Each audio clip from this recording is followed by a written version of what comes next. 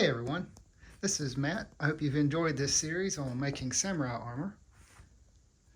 Now this right over here is actually a suit that I made several years ago, 2005 to be exact. This was my first attempt at trying to make some samurai armor, and I just figured I would revisit it, make some upgrades, fix a few little things that I didn't like.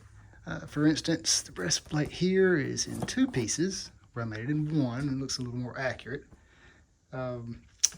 Bracers, as you see, I just have this piece right here over the back of the wrist, the hand. I've made the new ones more articulated, a few extra little pieces added to them. The greaves, the leg armor right there, these aren't even hardened.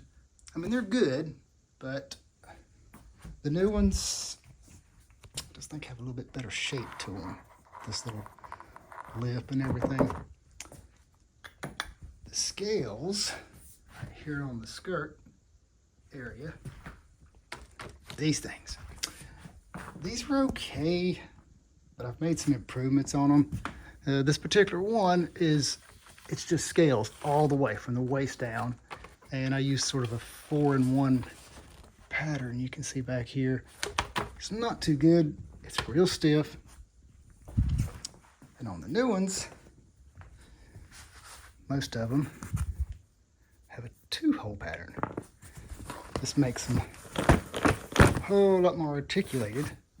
And the top half is a softer leather. So this right here it's more comfortable, it weighs less, and it just looks cooler because it kind of wraps around the leg better.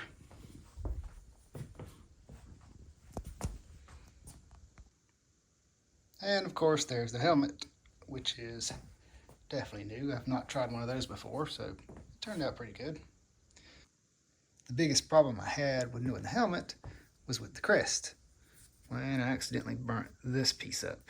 The first time I tried it, I cut it out of black, and normally when you're water hardening it, you've really got to watch it. Got to keep your eye on it when it's drying out.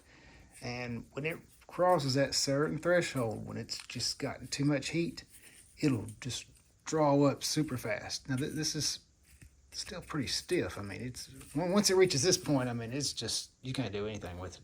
I mean, it's just garbage. So anyway, as you see in the video, I remade it back with some veg tan. It was much easier to see, and it's actually pretty stiff.